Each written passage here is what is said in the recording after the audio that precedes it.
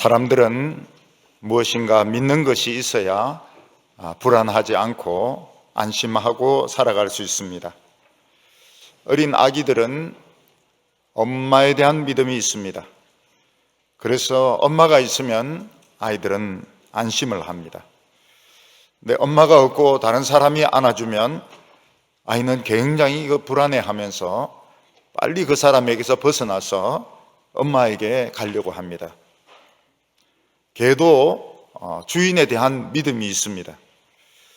그래서 주인이 오면 막 반가워서 달려들기도 하고 꼬리를 흔들기도 하지만 모르는 사람이 자기를 만지려고 하면 물어버리는 개들이 점점 많아지고 있습니다. 사람들은 자기 집이 있다든지 또 은행에 돈이 있다든지 그러면은 마음이 불안하지 않고 좀 안심하고 살아갈 수 있습니다. 왜냐하면 자기 집이기 때문에 쫓겨날 염려도 없고 또 은행에 돈이 있기 때문에 필요한 것이 있으면 얼마든지 살 수도 있습니다. 근데 지금 사는 집이 세든 집인데 집세를 많이 올려달라고 한다든지 나가라고 하면 불안합니다. 또 은행에 전혀 저축된 돈이 없고 또 가지고 있는 돈이 없으면 불안합니다. 왜냐하면 그때 어떤 어려운 일이 당하면 고생을 무지무지하게 하게 됩니다. 그래서 사람들은 할 수 있으면 이 세상에서 구체적인 것, 예를 들면 집이라든지 돈이라든지 직장 같은 것을 확보를 하려고 합니다. 그렇지 않으면 돈이 떨어지거나 어려움이 생기게 되었을 때 많은 고생을 하기 때문에 그런 것입니다. 그런데 오늘 성경 말씀은 정반대되는 말씀을 하고 있습니다. 우리가 이 세상에서 가지려고 애쓰는 그 구체적인 집이나 돈이나 이런 직장은 실체가 아니고 그림자라고 말씀하고 있습니다. 이 그림자는 손으로 잡을 수 있는 것도 아니고 또 무슨 힘을 가질 수도 없습니다. 또 그림자는 빛이 없어지거나 그 실체가 없어지면 사라지게 되는 것입니다. 사람들은 우리를 믿는 사람들이라고 말합니다. 우리도 스스로를 믿는 사람이라고 말합니다. 우리는 무엇을 믿는 사람들일까요? 우리는 무엇을 믿으면서 살아가고 있을까요? 우리도 인간이기 때문에 다른 사람들과 다를 바가 아무것도 없습니다. 우리도 몸을 가지고 있기 때문에 먹어야 되고 집이 있어야 되고 직장이 필요하고 돈이 필요합니다. 그러면 우리의 믿음이라고 하는 것은 남들처럼 세상에 있는 거 다 가지고 플러스 하나님을 믿는 것이냐, 아니면 세상 것은 필요가 없고 그냥 하나님만 믿으면 되느냐, 믿음이라고 하는 것이 플러스 알파냐, 아니면 이 믿음이 우리의 본질이냐 하는 것이 우리에게 중요한 것입니다. 만약 우리는 다른 믿지 않는 사람들과 똑같이 돈이나 집이나 직장이 우리에게 실체고 믿음은 그냥 플러스 알파라고 하면 믿음은 그렇게 중요하지 않을 것입니다. 그런데 다른 것은 다 없어도 믿음만 있으면 된다고 하면 이 믿음은 우리에게 굉장히 중요한 것입니다. 과연 우리는 무엇을 믿는 사람이냐? 세상 거 다 가지고 플러스 알파로서 하나님까지 믿고 천국까지 가려고 하는 사람들인가? 아니면 다른 거 아무것도 없어도 믿음만 있으면 살아갈 수 있는 사람인가? 그걸 오늘 성경은 우리에게 질문을 하고 있는 것입니다. 오늘 첫 번째로 믿음은 무엇을 믿는 것이냐 하는 것입니다. 사람들은 보통 믿음이라고 할 때 내가 생각하고 있는 것이 이루어질 것을 믿는 것이 믿음이라고 생각합니다.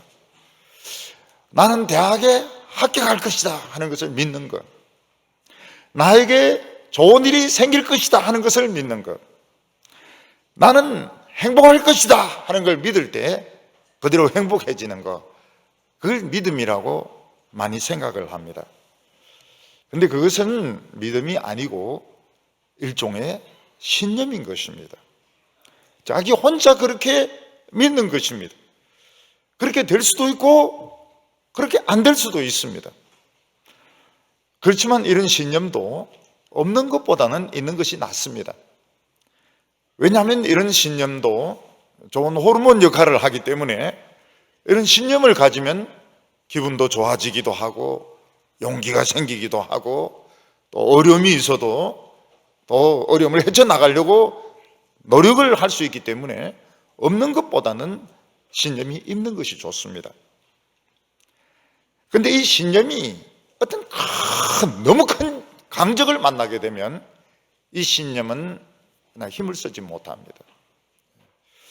남들과 비슷비슷할 때는 신념 없는 것보다는 있는 것이 낫지만은 아주 강한 적을 만나면 신념은 아무 힘을 쓰지 못합니다. 오늘 성경 말씀은 믿는다 할 때 두 가지를 믿는 것을 말한다고 이야기하고 있습니다.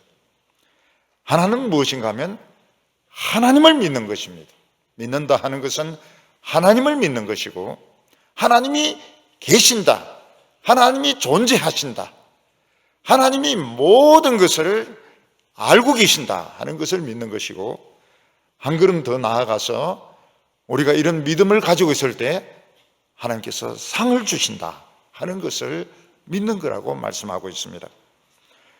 오늘 6절 말씀을 보면 믿음이 없이는 하나님을 기쁘시게 하지 못하나니 하나님께 나아가는 자는 반드시 그가 계신 것과 그가 자기를 찾는 자들에게 상 주시는 이심을 믿어야 할지니라, 이렇게 말씀하고 있습니다.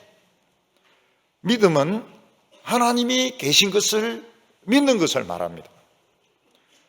우리는 하나님이 계신 것을 믿어야 됩니다. 여기 보면 하나님께 나아가는 자들 이렇게 말하고 있습니다. 성경은 모든 사람들이 하나님을 향하여 나아가야 된다고 말하고 있습니다. 우리가 이 세상에서 내 하고 싶은 대로 주저앉아서 내 먹고 싶은 거 실컷 먹고 놀고 싶은 거 실컷 놀고 하고 싶은 거 실컷 하면서 사는 것이 인생이 아니고, 우리 인간은 하나님을 향하여 나가야 된다고 말하고 있습니다. 누군가가 나에게 아주 그 고마운 일을 해주었다면 우리는 그 사람을 찾아가서 만나서 고맙다고 이야기를 해줘야 될 것입니다. 집이 없어서 추운 데서 벌벌 떨고 있는데 누군가가 좋은 집을 마련해 주었다면 그냥 그 집에서 장난치고 놀고 먹고 라면 끓여 먹고 계란 넣고 뭐 김밥 말아 먹고 이렇게 할 것이 아니고, 그런 따뜻한 집을 마련해 준 사람을 찾아가서 고맙다고 해줘야 사람의 도리일 것입니다. 돈이 없어서 병원 치료를 받지 못하고 그냥 계속 아파서 누워 있는데 누군가가 수술비를 대주어서 수술을 받고 건강하게 되었다면 그 사람을 찾아가서 참 도와주어서 고맙다고 찾아가는 것이 도리일 것입니다. 수술해서 몸이 나았다고 해서 먹고 싶은 거 실컷 먹고 놀고 싶은 거 실컷 놀고 게임이나 하고 이러면은 그건 사람의 도리가 아닌 것입니다. 마찬가지로 우리는 너무나도 아름다운 세상에서 살고 있습니다. 또 우리는 너무 아름다운 인생을 지금 가지고 있고 너무 아름다운 외모를, 아름다운 그런 모습을 가지고 있습니다. 누군가가 우리에게 이 아름다운 세상을 주셨고 숨 쉴 수 있는 공기를 주셨고 물을 주셨고 가족을 주셨고 필요한 많은 것을 주셨습니다. 그렇다면 우리는 이 많은 혜택을 받고서 그냥 입 싹 닦아버리고 그냥 자기 하고 싶은 거 하고 놀고 싶은 거 놀고 그렇게 하는 것은 도리가 아닌 것입니다.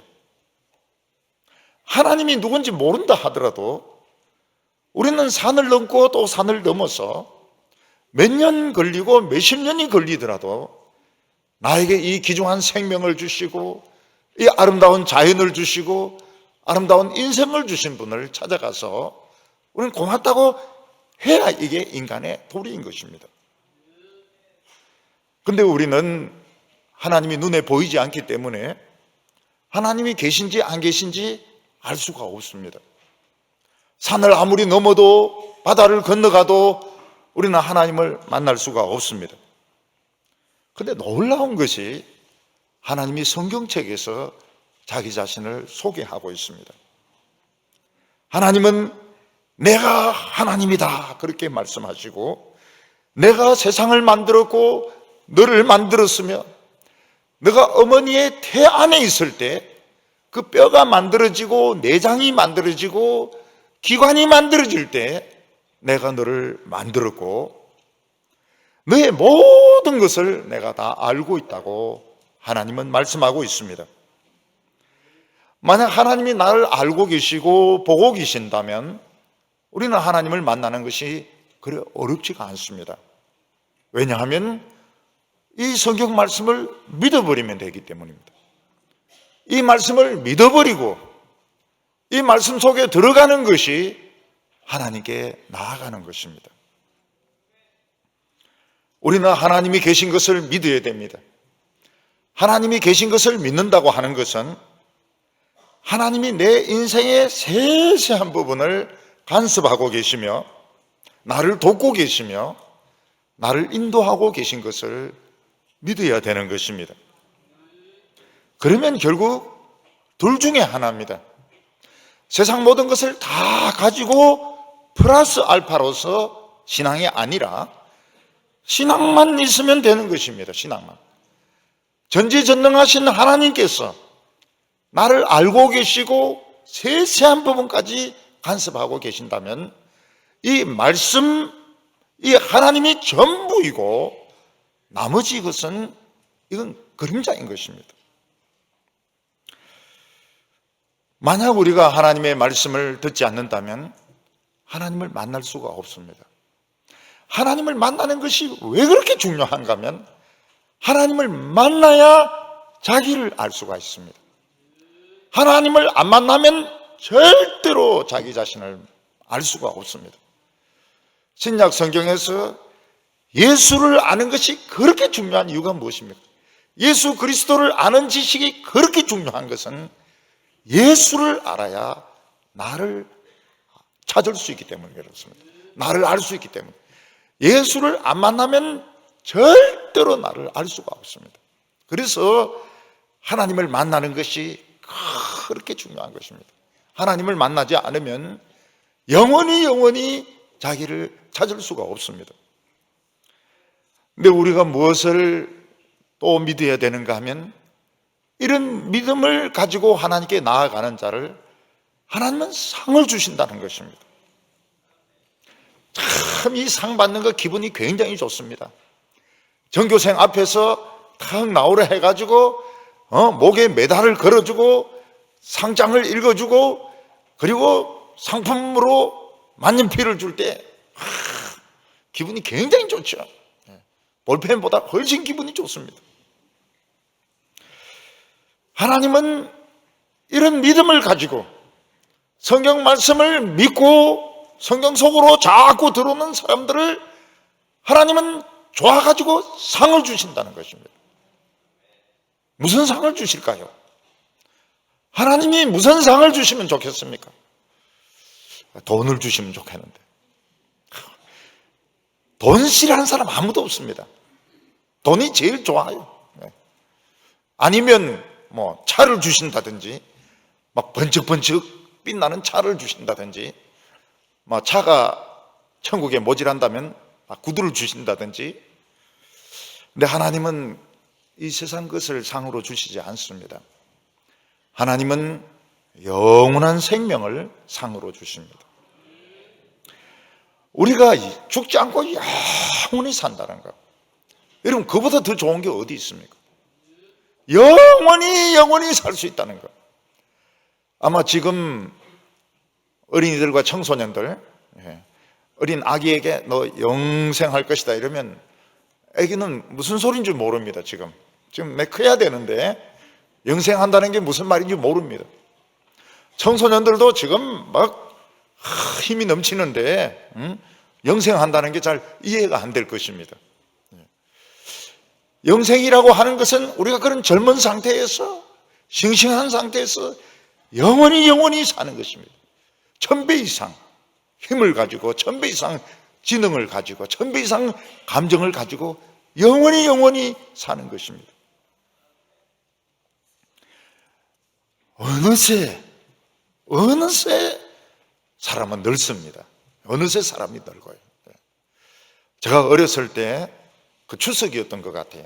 학교 들어가기 전에 하얀 고무신 신고, 하얀 고무신은 그건 참 부자를 상징했습니다. 하얀 고무신 신고, 그리고 탁 멋진 새 옷 입고 우리 형제들하고 같이 엄마가 사진관에 데려가서 사진을 찍었습니다. 번쩍한데 뭐가 반짝하고 이제 사진 찍고 전부 놀랬죠. 그래서 그때는 전부 놀란 얼굴입니다. 근데 그때가 제가 학교 들어가기 전이거든요. 학교 들어가기 전이고 막 볼테이가 볼록해가지고 진짜 토실토실한 그런 참 그런 모습이었는데 어느새 늙었잖아요. 지금 사람들은 자신에게는 늙은 게 오지 않는다고 생각합니다. 그런데 이 인생이라고 하는 것은 굉장히 무섭습니다. 굉장히 무서워요. 처녀 때 미니 입고 막 나가면 동네 남자들이 막 군인처럼 사회를 하듯이 쫙 문이 따라오고 이랬는데 늙으면 그냥 쳐다보지도 않아요. 쳐다보지도 않고 있는지 없는지도 관심을 안 가지고요. 없어져도 그냥 별로고 있어도 별로고 그래 된다니까요. 옛날에는 얼마나 이뻤는지 모릅니다. 옛날엔 진짜 이뻤거든요. 저는 청소년 때 배에 살이라고는 없었습니다. 배에 허벅지 살이라고는 없었어요. 나중에 되니까 연도하고 같이 올라갑니다. 89년도는 89kg, 90년도는 90kg, 91년도는 92kg 더 빨리 올라가요. 열심히 저는 목회를 했습니다. 열심히 목회를 했습니다. 진짜 좌우로나 우로나 안 보고 어느 순간 보니까 병도 오고 늙기도 하고 참 이 인생이라는 것은 굉장히 빨리 지나갑니다. 하나님은 우리에게 무엇을 상으로 주시는가 하면 영원한 삶을 상으로 주십니다. 한 번 더 살아요. 한 번 더. 근데 그때는 훨씬 더 젊게, 훨씬 더 예쁘게, 훨씬 더 날렵하게. 하나님께서는 믿음으로 자기에게 나아가는 자들에게 하나님의 유산을 상급으로 주십니다.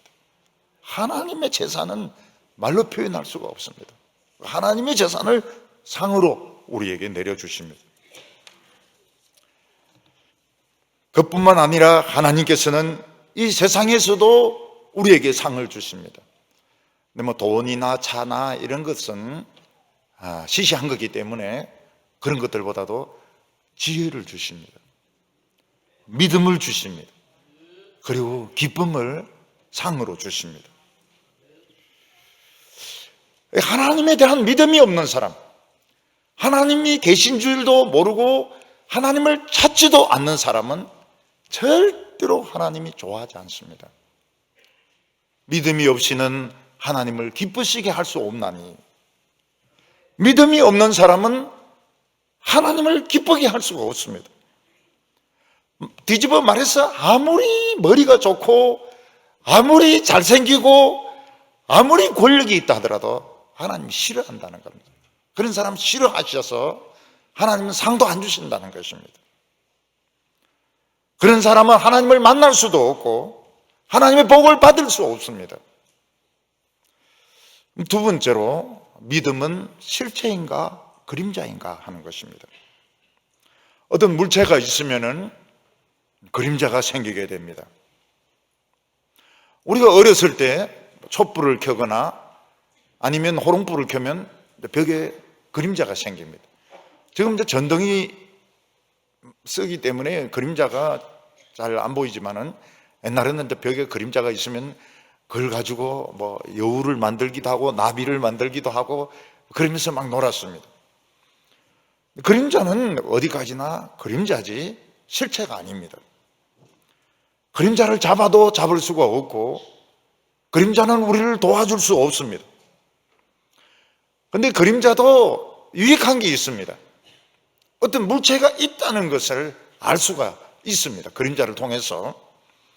그래서 아이들이 다 숨어 있을 때 밖에서 그림자가 왔다 갔다 하면 아직도 누가 나를 찾고 있는구나 생각해서 딱 숨어 있을 수가 있습니다. 그렇지만 그림자는 잡을 수가 없고 그림자는 우리를 도와줄 수가 없습니다. 오늘 우리가 신앙생활 하면서 제일 어려운 문제가 뭔가 하면 이 믿음이라고 하는 것이 이게 실체냐 그림자냐 하는 것입니다. 우리가 이 세상에서 가지고 싶어하는 돈이나 직장이나 집은 구체적인 것입니다. 이게 실체입니다.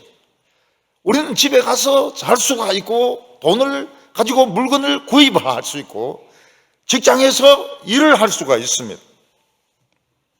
우리가 이런 것들을 가지고 있으면 염려 없이 편안하게 살 수 있습니다.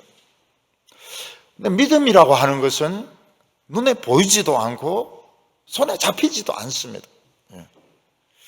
그래서 우리 생각으로 이 세상이 실체고 믿음은 그림자가 아니냐. 믿음은 손에 잡히지도 안 하고 믿음은 우리를 돕지도 못하고 믿음은 실체가 없는 것이 아니냐. 이런 의심이 듭니다. 우리 모든 믿는 사람들은 믿으면서도 마음이 막 헷갈려요. 믿음은 그림자가 아니냐. 돈이 실체고 집이 실체고 권력이 실체지 믿음은 그림자가 아니냐 하는 것입니다.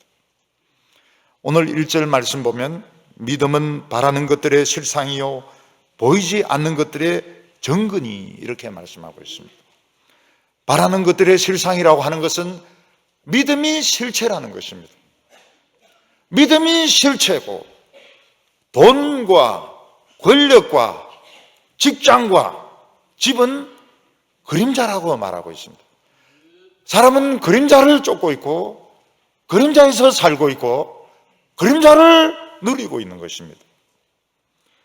3절에 보면 결정적인 말씀이 나옵니다. 믿음으로 모든 세계가 하나님의 말씀으로 지어진 줄을 우리가 아나니 보이는 것은 나타난 것으로 말미암아 된 것이 아니니라. 모든 이 세상에 있는 것들이 다 하나님의 말씀으로 지어졌다고 말씀하고 있습니다. 하나님의 말씀이 실체고 하나님이 실체고 이 세상의 모든 것들은 그림자고 그 결과라고 말하고 있습니다. 어떤 자동차 회사에서 엄청나게 좋은 새로운 자동차를 개발했습니다.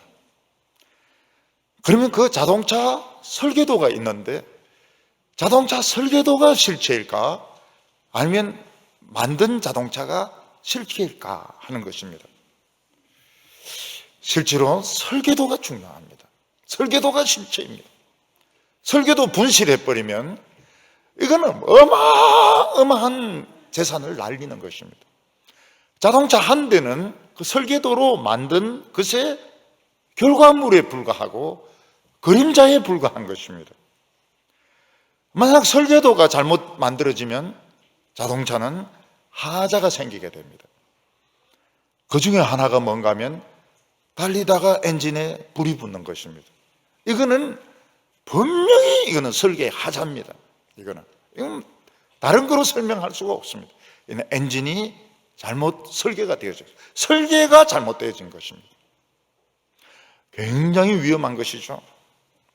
자동차를 타고 달리고 있는데 앞에서 막 불이 난다면 이거는 사느냐 죽느냐를 결정하는 굉장히 중요한 문제인 겁니다.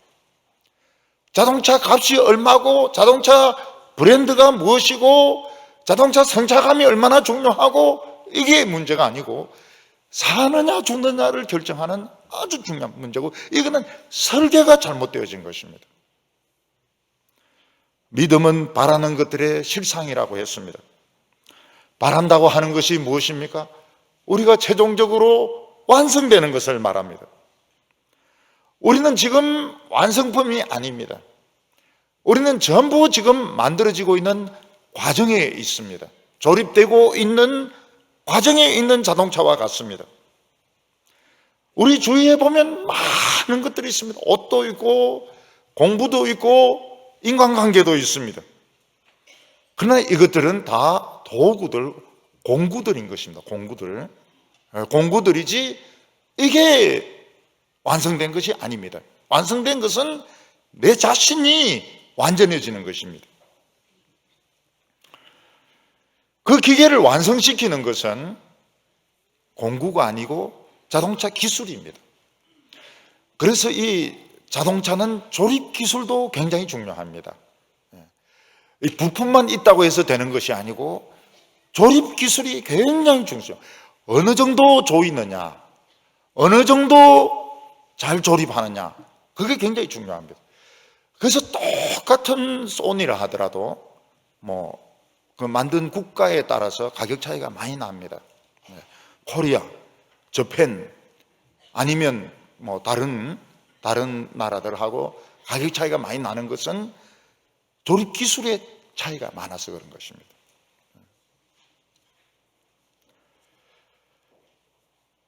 하나님께서는 이 세상에 많은 것들을 사용해서 우리를 조립을 하십니다. 우리를 만드십니다. 근데 그 도구들이 많다고 해서 물건을 잘 만드는 거 아닙니다. 사실 기술이 없는 사람일수록 막 도구들을 많이 꺼내가지고 막 어질러 놓는데, 아주 기술이 뛰어난 사람은 많은 도구 없이 조립을 합니다. 만들어냅니다. 아주 뛰어난 작품을 만들어냅니다. 보이는 것은 나타난 것으로 말미암아 된 것이 아니니라. 보이는 건 무엇입니까? 이 모든 산과 그리고 이 자연과 공기와 많은 생명체는 나타난 것을 조립해서 만든 것이 아니라는 것입니다. 하나님은 있는 재료를 사용을 해서 조립해가지고 산을 만들고 공기를 만들고 이렇게 한 것이 아니고 하나님의 말씀을 가지고 창조를 한 것입니다. 그래서 보이는 것은 나타난 것으로 말미암아 된 것이 아니니라. 우리가 보는 이 많은 것들은 이미 있던 재료를 가지고 하나님께서 만든 것이 아닌 것입니다. 하나님의 말씀으로 창조를 하신 것입니다. 그래서 하나님과 하나님의 말씀은 창조력을 가지고 있습니다. 이 세상에 있는 것들은 그 하나님의 그 지혜, 하나님의 아이디어, 하나님의 구상에 따라서 만들어진 그 작품에 불과한 것입니다. 우리는 인간이기 때문에 하나님의 말씀은 눈에 보이지 않고 하나님의 말씀은 그림자인 것 같고 눈에 보이는 이 돈이나 집이나 직장은 실체로 우리에게 와닿습니다. 그러나 성경은 창조하는 능력이 있습니다. 우리의 인생을 창조하는 능력이 있고 없는 것을 만들어내는 능력이 있습니다. 그래서 우리는 이 눈과 귀 말고 믿음의 눈과 믿음의 귀가 필요합니다. 엘리사 때 아람왕 베나닷은 이 엘리사가 자기가 하는 모든 작전을 다 안다는 걸 알고는 밤에 군대를 보내서 엘리사가 있는 도단성을 완전히 포위를 해서 붙잡게 했습니다. 아침에 그 사환이 성 밖을 내다보니까 성이 완전히 포위가 되었습니다. 그래서 엘리사에게 달려가서 우리가 포위가 되었습니다. 이러니까 엘리사가 하나님께 기도하기를 이 사환의 눈을 열어달라고 했습니다. 그 사환의 눈이 열리는데, 영의 눈이 열리는데 보니까 하나님의 불말과 불병거가 엘리사와 자기를 막 에워싸고 있는 것입니다. 결국 도단성을 에워싸고 있던 아람 군대는 그림자였고, 엘리사와 사환을 에워싸고 있는 그 군대, 하나님의 불말과 불병거가 실체였던 것입니다. 근데 사람들은 실체는 보지 못하고 그림자를 보면서 살아가고 있습니다. 공부도 그림자입니다. 사랑도 그림자입니다. 집도 그림자입니다. 그림자도 필요합니다. 더울 때는 그림자 속에 들어가 있으면 좀 시원하죠. 명예도 그림자입니다. 재물도 그림자입니다. 근데 그림자가 반드시 나쁜 것은 아닙니다. 오히려 그림자를 통해서 하나님이 계신 것, 하나님의 축복이 있는 것을 우리는 알 수가 있는 것입니다. 다윗이 왕이 되었을 때 블레셋 군대가 두 번째로 쳐들어왔을 때입니다. 그때 다윗은 하나님께 묻습니다. 싸워야 될까요? 말아야 될까요? 이러니까 하나님께서 뭐라고 대답하시는가 하면 바로 싸우지 말고 뒤로 돌아가라고 말했습니다. 그리고 뽕나무 위에서 사람 소리가 사람 발자국 소리가 들릴 때 그때 공격해라고 그랬습니다. 그 사람 발자국 소리가 무엇인가 하면 하나님의 천사들의 소리라고 말했습니다. 하나님의 그 군대, 하나님의 천사들이 막 공격을 할 때 그때 공격을 같이 해라는 것입니다. 그러면은 전쟁을 이길 수 있다고 말했습니다. 그래서 다윗이 실제로 그렇게 합니다. 딱 기다리고 있으니까 뽕나무 위에서 발자국 소리가 막 나는 것입니다. 그때 공격을 했더니 블레셋 사람들은 크게 패배를 하게 되었습니다. 그래서 우리는 영의 눈이 열려야 되고 영의 귀가 열려야 됩니다. 지진이나 쓰나미가 일어날 때 사람들은 그걸 알지 못합니다. 그런데 쥐라든지 야생동물들은 이 지진이 일어난 것을 알고 막 떼거지로 피합니다. 새들이 막 무더기로 도망치고 쥐들이 막 무더기로 도망갑니다. 왜냐하면 쥐나 이 새들은 그 사람이 감지 못하는 이런 제6 센스가 있어가지고 지진파를 느낀다는 것입니다. 그래서 지진이 일어나고 이럴 때는 쥐를 욕하면 안 됩니다. 이 쥐새끼 같은 놈 이렇게 하면 안 됩니다. 쥐 선생님 이렇게 해가지고 우리는 이 인간이 그렇게 머리가 좋다 그래도 지진파 이런 걸 감지를 못합니다. 기계도 상당히 늦게 이게 포착이 돼. 이미 떨리고 난 뒤에 이제 이게 그래프로 나오는 겁니다. 근데 쥐라든지 야생동물들은 그 전에 나오는 전파라고 할까요? 그걸 인식을 한다는 것입니다. 그럼 뭐가 실체냐? 아직 지진이 안 일어났기 때문에, 쓰나미가 안 왔기 때문에 아무 일이 없다 하는 것이 이게 실체냐? 아니면 쥐새끼라는 소리를 듣고 새지만 이걸 느끼는 것이 실체냐 하는 것입니다. 우리에게는 지금 무엇이 필요합니까? 믿음의 실상, 믿음의 증거가 필요합니다. 하나님이 진짜 계신다. 하나님 나에게 정말 상을 주신다. 하나님이 나의 삶을 책임을 지신다. 이 증거가 필요한 것입니다.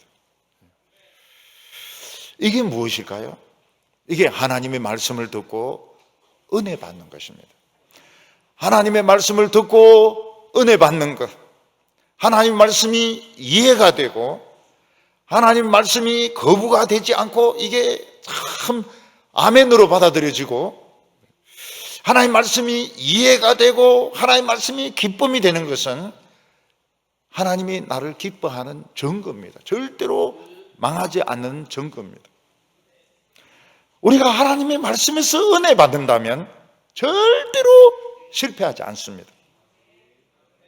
왜냐하면 하나님은 아무것도 없는 가운데서 이 모든 것을 다 만드셨습니다. 그리고 인간에게 다 가지라고 했습니다. 다 가지라고. 제주껏 다 가지라 이러니까 진짜 제주껏 다 가져요. 제주 있는 사람들이 다 가져갑니다. 제주 없는 우리들은 조금밖에 못 가져요. 하나님이 제주 있는 대로 다 가져가라니까 다 가져가는 겁니다. 근데 이 모든 것을 만든 것이 무엇인가 하면 하나님의 말씀, 성경책입니다. 창조의 능력이 있습니다. 없는 데서 유를 만들고 죽은 자를 살리는 능력이 있습니다. 기적을 일으키는 능력이 이 말씀 속에 있습니다. 이 하나님의 말씀은 우리에게 명예를 줍니다. 잠언서에 보면 지혜는 명예를 준다고 했습니다. 부를 주고 아름다운 삶을 준다고 했습니다. 그래서 우리는 이 하나님의 말씀으로 은혜를 받을 때 나에게 믿음이 있구나. 하나님이 나를 기뻐하시는구나. 내가 지금 하나님을 향하여 나아가고 있구나. 하나님은 상을 주시겠구나. 그걸 믿어야 되는 것입니다. 말씀을 듣고 은혜 받는 것이 이게 믿음의 증거입니다. 오늘 세 번째로 보면 이 믿음의 사람들의 이야기가 나옵니다. 성경에는 이 세상에 눈에 보이는 것을 믿지 않고 하나님의 말씀을 믿고 살았던 사람들, 그래서 하나님의 상속자가 되고 영생을 얻었던 사람들이 많이 나옵니다. 그 중에 아벨이 있습니다. 4절에 믿음으로 아벨은 가인보다 더 나은 제사를 하나님께 드림으로 의로운 자라 하는 증거를 얻었으니 하나님이 그 예물에 대하여 증거하심이라. 그가 죽었으나 믿음으로서 말하느니라. 아벨은 그 하나님의 말씀을 듣는 가운데 우리가 왜 하나님을 못 만나느냐, 그 이유를 알게 되었습니다. 그것은 바로 죄였습니다. 그러면 아벨에게 이 하나님의 말씀을 가르쳐 준 사람이 누굽니까? 아담입니다. 아담. 전기 아담, 후기 아담 이렇게 나눠지게 되는데, 전기 아담은 그 에덴 동산의 관리자로서 교만해서 실패하게 됩니다. 그렇지만 후기 아담은 한 900년 정도 살면서 하나님의 말씀을 전하게 됩니다. 거기서 이 아벨은 우리가 하나님 앞에 나아가는 데 있어서 걸림돌 되는 것이 죄구나, 교만이구나. 이 죄를 태워야, 교만을 태워야 하나님을 만날 수 있다는 것을 알게 되었습니다. 그래서 아벨은 자기가 생각한 대로 예배를 드리지 않고 하나님의 말씀대로 제사를 드렸는데, 그게 뭔가 하면 양을 죽여가지고 내장에 그 기름을 태워가지고 제사를 드렸던 것입니다. 좀 끔찍하고 흉측한, 어떻게 보면은 그런 제사를 드렸습니다. 피가 있는 제사를 드렸습니다. 근데 가인은 무엇이든지 많이 바치면 좋다, 크고 보기 좋고 많은 걸 바치면 좋다, 이렇게 생각을 해서 자기가 농사지은 곡식을 가지고 하나님께 제사를 드렸지만 거절당했습니다. 왜냐하면 하나님과 우리 사이에 장애물이 있기 때문입니다. 죄라는 장애물이 있습니다. 그래서 인간의 노력이나 성공을 가지고는 하나님께 나아갈 수가 없습니다. 아벨은 그 하나님의 말씀을 듣고 자기 생각하고는 틀리지만 짐승을 죽여가지고 내장 기름을 태웠을 때 하나님께서 그 제사를 받으셨습니다. 하나님하고 의사소통이 되었던 것입니다. 믿음이라고 하는 것은 내 생각대로 믿는 것을 말하지 않습니다. 믿음이라고 하는 것은 하나님의 말씀을 죽도록 이걸 믿고 순종하는 것입니다. 그래서 아벨은 죽습니다. 어쩌면 그 가인이 아벨에게 여러 번 경고했는지도 모릅니다. 왜 그 냄새 나는 그 짐승을 죽여가지고 태우는 그 끔찍한 그런 제사를 자꾸 드리느냐? 좀 고상한 제사를 드려봐라. 그렇게 그 냄새 나는 그런 제사 드리지 마라. 아마 그렇게 압력을 여러 번 넣었던 것 같아요. 그런데 아벨은 형이 그렇게 싫어하는데도 불구하고 계속 짐승을 죽여가지고 그 기름으로 하나님께 제사를 드렸습니다. 그래서 형이 죽입니다. 형 가인이 동생 아벨을 죽입니다. 그렇지만 아벨은 죽었지만 하나님 앞에 살아서 이야기합니다. 죽었지만 그는 어렵다 하는 인정을 받았고 영생을 얻었던 것입니다. 하나님 앞에서 아벨은 살아 있었습니다. 에녹은 노아 홍수 전의 사람이었습니다. 노아 홍수 전에 인간은 문명이 극도로 발달하고 쾌락이 말로 표현할 수 없을 정도로 쾌락이 발전했습니다. 이때 사람들은 무법천지여서 힘이 센 사람들끼리 아무 데서나 결투를 했습니다. 그래서 힘이 센 것으로 자랑을 하고 제일 힘이 센 사람이 영웅이었습니다. 요즘으로 치면은 스트리트 파이터라든지 아니면 람보 같은 이런 사람들, 사람을 많이 죽이고 잘 죽이고 이런 사람이 영웅이고 최고였던 것입니다. 그런 사람들이 미인을 차지했습니다. 미인들도 그런 사람을 좋아하는 겁니다. 신앙 좋은 사람 싫어하고요. 기도하고 이런 사람들 싫어하고 근육질의 남자들, 사람 잘 죽이는 남자들, 그런 남자들을 이 이쁜 여자들이 좋아했던 것입니다. 오 마이 달링 이러면서 이 근육질, 이 살인자들, 이 네피림들 이런 사람들을 좋아했던 것입니다. 에녹은 어느 날 하나님을 체험하게 됩니다. 그리고 그 뒤로부터는 세상의 영웅이나 세상의 인기 이런 것을 추구하지 않고 하나님의 그 말씀을 믿었습니다. 하나님을 믿고 하나님의 말씀을 믿었습니다. 말씀의 은혜를 받고 그걸 붙들고 살았습니다. 성경은 이것을 에녹이 하나님과 동행했더라고 말하고 있습니다. 에녹은 하나님께 늘 길을 물었습니다. 에녹은 하나님과 대화를 나누었습니다. 그래서 폭력의 길, 영웅의 길, 사람들에게 인기 끄는 그 길을 가지 않았던 것입니다. 그랬더니 어느 날 하나님이 에녹을 죽지 않고 바로 영생으로 데려가 버렸습니다. 5절에 에녹은 죽음을 보지 않고 옮겨졌으니 하나님이 그를 옮기심으로 다시 보이지 아니하였느니라. 그는 옮겨지기 전에 하나님을 기쁘시게 하는 자라는 증거를 받았느니라. 어느 날 에녹은 안 죽었는데 없어졌습니다. 다시 나타나지도 않았습니다. 어쩌면 천사가 와서 에녹을 데려갈 수도 있었습니다. 이것을 통해서 하나님께서는 너희들이 모르는 영원한 삶이 있다는 것을 보여주셨던 것입니다. 이 세상에서 다른 사람을 죽이고 영웅이 되고 성공하는 그런 인생 말고 하나님이 기뻐하는 그런 인생이 있다는 걸 보여주셨던 것입니다. 에녹은 하나님이 기뻐하는 증거를 얻었다고 했습니다. 하나님을 기쁘시게 하는 자라는 증거가 무엇입니까? 말씀으로 은혜를 받았던 것입니다. 말씀으로 늘 은혜를 받고 하나님에 대하여 갈망하고 굶주려하고 하나님을 사모하는 것, 이것이 하나님을 기쁘시게 하는 증거인 것입니다. 에녹은 하나님을 믿었습니다. 좋은 일도 있고 안 좋은 일도 있습니다.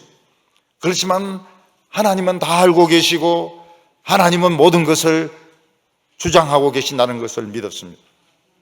이것이 하나님을 기쁘시게 하는 증거였던 것입니다. 아벨은 형으로부터 살해를 당해서 영생으로 들어갔습니다.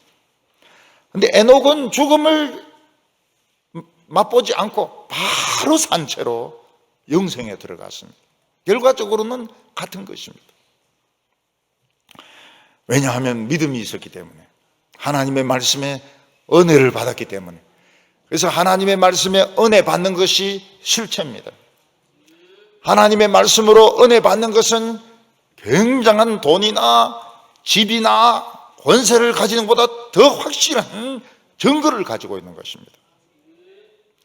노아는 믿음이 있었기 때문에 멸망이 올 것을 알았습니다. 노아 때 사람들은 이 세상은 영원하다고 믿었습니다. 그래서 사람들은 먹고 마시고 농사 짓고 집 짓고 그리고 결혼하는데 엄청난 돈을 써가면서 그러면서 살았습니다. 얼마 전에 보니까 신문에 어떤 인도 사람이 결혼하는데 몇백억을 썼다는 그런 기사가 나왔습니다. 한번 결혼식 하는데 막 몇백억을 쓰는 것입니다. 그러면 도대체 결혼식을 어떻게 한 걸까요? 노아 때 사람들이 그랬습니다. 이 세상은 영원하다. 그래서 땅을 차지하려고 했고 농사를 짓고 부를 즐거워하고 집을 짓고 그냥 결혼하는데 온갖 돈을 다 쏟아부었던 것입니다. 하나님께서는 대대적인 홍수가 날 것을 노아에게 알려주셨습니다. 7절에 보면 믿음으로 노아는 아직 보이지 않는 일에 경고하심을 받아 경외함으로 방주를 준비하여 그 집을 구원하였으니 이로 말미암아 세상을 정죄하고 믿음을 따르는 의의 상속자가 되었느니라. 노아의 눈에도 이 세상은 확실합니다.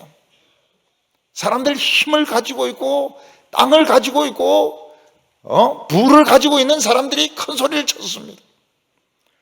거기에 비해서 하나님의 말씀은 그대로 될지 안 될지 아무도 모릅니다.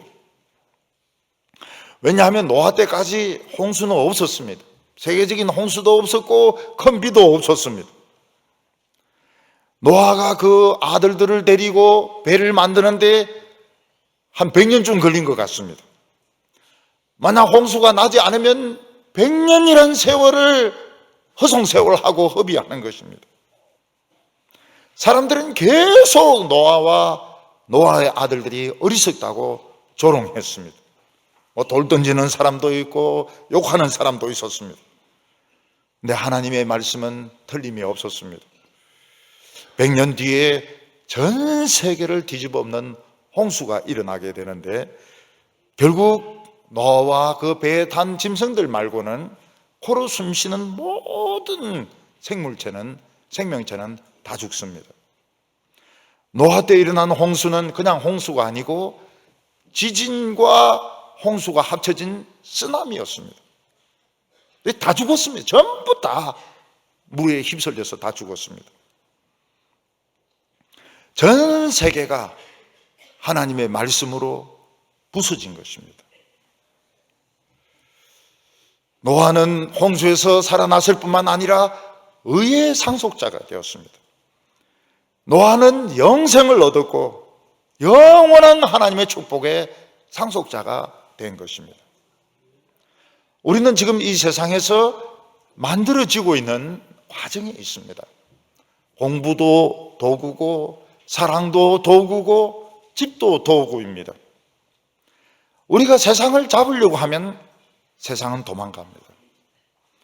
근데 하나님의 말씀을 잡으면 세상은 우리에게 옵니다. 이것을 믿지 못하는 사람들이 이스라엘 백성들이었습니다.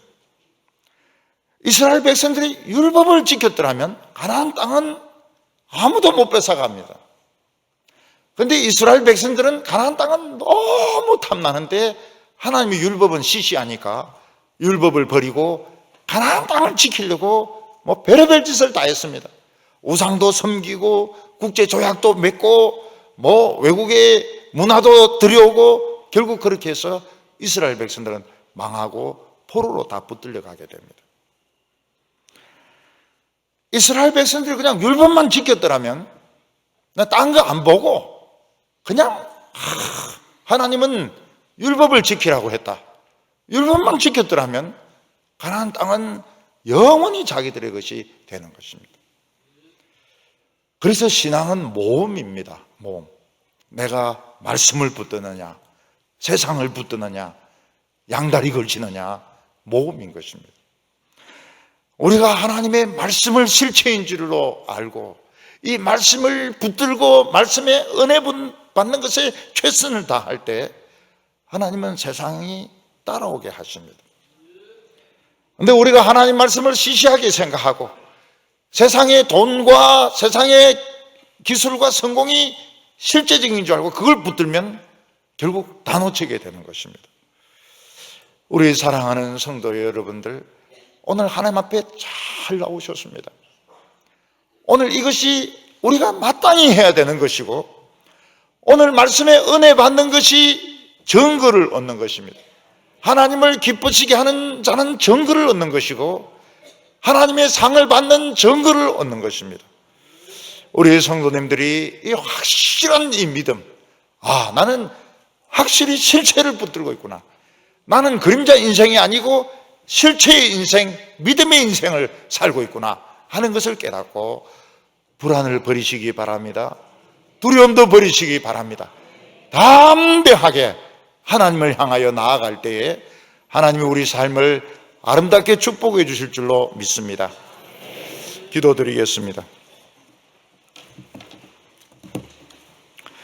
거룩하신 하나님 아버지, 오늘 저희들에게 믿음을 주셔서 하나님의 말씀을 들을 때 은혜 받게 하여 주심을 감사합니다.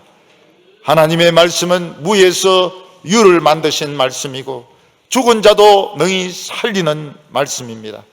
하나님 아버지, 오늘 우리가 이 말씀을 확실히 붙잡게 하여 주시옵소서. 우리가 이 말씀이 실체라는 것을 깨닫게 하여 주시옵소서. 우리가 진짜 이 세상을 참되게 살아가는 것이라는 것을 믿게 하여 주시고 하나님을 인정하게 하여 주옵소서. 내 인생에 하나님을 인정하게 하여 주시고 하나님을 따라가게 하여 주시옵시고 하나님이 주시는 의의 상속자들이 다 되게 하여 주시옵소서. 예수님의 이름으로 기도하옵나이다.